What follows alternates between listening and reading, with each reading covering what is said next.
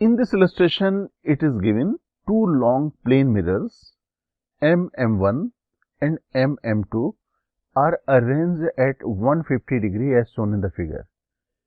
इन दोनों plane mirror के बीच में एंगल 150 डिग्री है। अगर ये हॉरिजॉन्टल लाइन आप देख रहे हो तो हॉरिजॉन्टल लाइन से दोनों मिरर 75 डिग्री और 75 डिग्री में इंक्लाइंड है। O is the point object and AB is a long line. O ये पॉइंट सोर्स है, पॉइंट ऑब्जेक्ट है, और AB is a long line perpendicular to line OP. OP line जो आप यहाँ डॉटेड देख रहे हो इसके परपेंडिकुलर लाइन है। OP अगर हम लोग हॉरिजॉन्टल लाइन कहें तो AB is a vertical line. Find the length of the part of line AB on which two images of the point object O can be seen. हमें AB line में हमें उस length का part calculate करना है जिस length में हम लोग O के इमेज को देख पाएंगे, बल्कि O के दो इमेजेस होंगे, दो मिरर हैं हमारे पास तो दो इमेजेस होंगे, तो दो इमेजेस को हम लोग देख पाए। यहाँ पे बात हो रही है कि length of the line calculate करना जहाँ पे मिरर नंबर 1 और मिरर नंबर 2 से इमेजेस ऑब्जर्व कर पाए। इसका मतलब सिचुएशन फील्ड ऑफ व्यू से रिलेटेड है, और अगर फील्ड ऑफ व्यू से रिलेटेड है तो हमें रे डायग्राम ड्रॉ करना होगा एक्सट्रीम रेज को ध्यान में रखते हुए। तो सबसे पहले हम लोग यहाँ पे रे डायग्राम ड्रॉ कर लें। रे डायग्राम के लिए सबसे पहले हम लोग मिरर अपर पार्ट कंसीडर करेंगे, फिर मिरर का लोअर पार्ट कंसीडर करेंगे। So let us draw the रे diagram for the upper part of the mirror. ये मैंने ले लिया। Okay, AB is the line जिसमें हमें लेंथ कैलकुलेट करनी है, जिसमें हम लोग इमेजेस को देख पाए। यहां से यहां तक की डिस्टेंस हम लोग को मालूम है, this is D. O is the point object. Field of view के लिए हमें एक्सट्रीम रेज कंसीडर करनी होती है। एक्सट्रीम रेज का मतलब हम लोग O से रेज को इंसिडेंट करेंगे मिरर के एक्सट्रीम पॉइंट M और M1। तो ये मैंने रेज यहाँ पे इंसिडेंट करा दी। अब M और M पॉइंट पे अगर हम लोग नॉर्मल ड्रॉ करें तो यहाँ पे हम लोग लॉज ऑफ रिफ्लेक्शन लगा सकते हैं, that is angle of incident equal to angle of reflection. तो जितने एंगल पे इंसिडेंट हुई है रेज उतने एंगल पे टर्न हो जाएंगी और AB लाइन में मीट करेंगी A डैश और B डैश में। आप यहाँ पे ऑब्जर्व कर सकते हो कि जो रेज हैं वो डाइवर्ज हो गई, फैल गई। अगर इन रेज को पीछे की तरफ एक्सटेंड कर दें, if we extend these rays in the backward direction, they will meet to a point, और वो हमारे पास हो जाएगी image form by the upper part of the mirror. I1 आ गया। ओके, अब हमें ये मालूम है this angle is 75 degree and this dotted line is normal to this mirror, तो ये एंगल हो जाएगा 15 डिग्री और 15 डिग्री। ओके, अब ये एंगल हमें अपर पार्ट की जो रे फॉर्म कर रही है नॉर्मल के साथ वो मालूम नहीं है, तो इसे कोई अननोन एंगल ले लेते हैं, इसे phi, and this is again phi. तो this is the image of object O form by the upper part of the mirror, that is M1। इसी तरीके से लोअर मिरर को हम लोग कंसीडर करें और इमेज फॉर्मेशन कर दें, तो अब हम लोग लेते हैं lower mirror, this is the lower mirror, और इस मिरर का भी inclination from the horizontal line MP से है 75 डिग्री। अब यहाँ पे भी फील्ड ऑफ व्यू का कंसीडरेशन करना होगा, एक्सट्रीम रेज यहाँ पे भी कंसीडर करेंगे। ये डिस्टेंस भी स्मॉल d है, इनफैक्ट ये AB लाइन की डिस्टेंस मिरर के इंटरसेक्शन पॉइंट M से स्मॉल d है। एक्सट्रीम रेज में ड्रॉ कर देता हूँ, these are the extreme rays. Now let us draw the normals. ये मैंने नॉर्मल्स ड्रॉ कर दिए, और अब यहाँ पे भी लॉज ऑफ रिफ्लेक्शन हम लोग वैलिड करेंगे, angle of incident equal to angle of reflection. अब ये एंगल 75 डिग्री, तो this angle is 15 degree. Light की रे पहले मैं टर्न करा देता हूँ, ये लाइट की रे टर्न हुई 15 और 15 डिग्री, और यहाँ पे मीट कर रही है A डबल डैश और B डबल डैश में।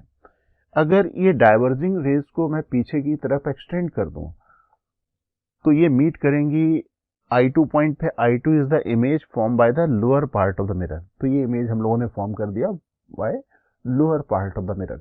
अब हमें I1 और I2 जो इमेजेस फॉर्म हुए हैं, इन इमेजेस को ऑब्जर्व करना है अलोंग दिस लाइन। अगर ऑब्जर्वर मूव कर रहा है AB लाइन में तो उसकी लेंथ हम लोगों को यहाँ पे मालूम करनी है। ओके, अब एंगल्स भी मैं यहाँ पे लिख देता हूँ, ये है 75 degree, this will be 15 degree, and angle of incident 15, तो angle of reflection is again 15 degree.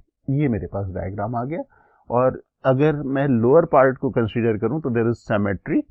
यहाँ पे मैंने 5 डिग्री एंगल ऑफ इंसिडेंट लिया था, रिफ्लेक्शन भी 5, तो यहाँ पे 5 हो जाएगा एंड देयर इज अगेन 5। ये हमारे पास हो गया image of object O form by the mirror, lower mirror, that is MM2। तो ये मैंने यहाँ पे रे डायग्राम ड्रॉ कर लिए। अब हम लोगों को यहाँ पे देखना है कि इस रीजन में, इस लाइन में AB में अगर ऑब्जर्वर मूव कर रहा है तो कितनी लेंथ में वो दोनों इमेज देखेगा। दोनों इमेज वहां पे देखेगा जहां पे ओवरलैपिंग होगी इमेजेस की।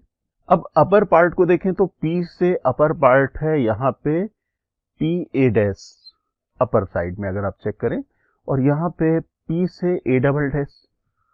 तो जो लेसर सेक्शन होगा, जो कम लेंथ का सेक्शन होगा, वो ओवरलैपिंग होगा।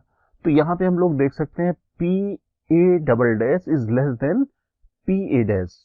ये हमारे पास ये वाली जो लेंथ है ये कम है इन कंपेरिजन टू दिस। इसका मतलब ओवरलैपिंग जो लेंथ होगी that is between P and A double dash. यहाँ से यहाँ तक के बीच में जो ओवरलैपिंग रीजन होगा वो उसकी लेंथ होगी PA double dash. This is the overlapping region, that means वो रीजन जहाँ पे दो इमेजेस दिखलाई देंगे। Similarly if we move in the lower part, observe in the lower part, we observe observe where PB dash. यहाँ पे जो upper part mirror बनाएगा ऑब्जेक्ट का वो देखा जा पाएगा PB डैश में। जबकि लोअर मिरर से अगर देखें तो इमेज हम लोग जो I2 का देखेंगे वो P डबल डैश में देखेंगे। लेकिन बात हो रही है कि दोनों इमेज देखने हैं तो ओवरलैपिंग रीजन कंसीडर करने होंगे। ओवरलैपिंग रीजन वो होंगे जहां पे दोनों लेंथ, दोनों में से जो पार्ट्स में से जो लेंथ कम होगी। तो हम लोग यहाँ पे देख सकते हैं PB dash is less than P double dash. Okay, that means overlapping region is related to the length PB dash. तो ये overlapping length lower part में हो जाएगी PB dash, और अगर total overall length की बात करें तो length हो जाएगी A double dash to B dash। ये हमारे पास हो जाएगी overlapping region आप कह लें। तो ये overlapping region आ गया। अब हमें यहाँ पे कैलकुलेट करना है overlapping region। ओवरलैपिंग रीजन यहाँ पे ट्रायंगल आप देख सकते हो, ये राइट एंगल ट्रायंगल है, इससे हम लोग लेंथ आसानी से कैलकुलेट कर पाएंगे। और यहाँ पे सिमेट्री से you can observe PB dash is equal to PA dash. तो हम लोग अगर PB डैश कैलकुलेट कर लें या PA डबल डैश कैलकुलेट कर लें तो हमारे पास कैलकुलेशन हो जाएगा।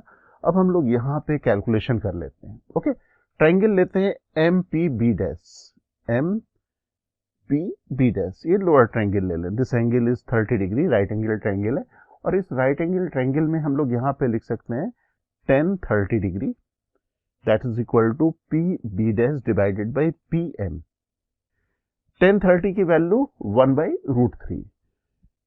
We know MP that is equal to D, value रख दें तो यहाँ से हमारे पास आ जाएगी PB डैश की value D multiplied by 1/√3, D divided by √3 आ गया। ओके, और हम लोग यहाँ पे देख सकते हैं PB dash is equal to PA double dash, दोनों लेंथ इक्वल होंगी। दैट मीन्स जो ओवरलैपिंग रीजन की लेंथ होगी that is equal to A double dash से B डैश, राइट। ये जो हमारे पास जो लेंथ आएगी that is 2 multiplied by D divided by √3। तो ये हमारे पास आ गई। इस लेंथ में अगर ऑब्जर्वर मूव करेगा तो दो इमेजेस ऑब्जर्व करेगा। Dear aspirants, Cengage India has launched the new edition of our JEE Advanced Physics books. Please visit www.cengage.co.in to buy a copy.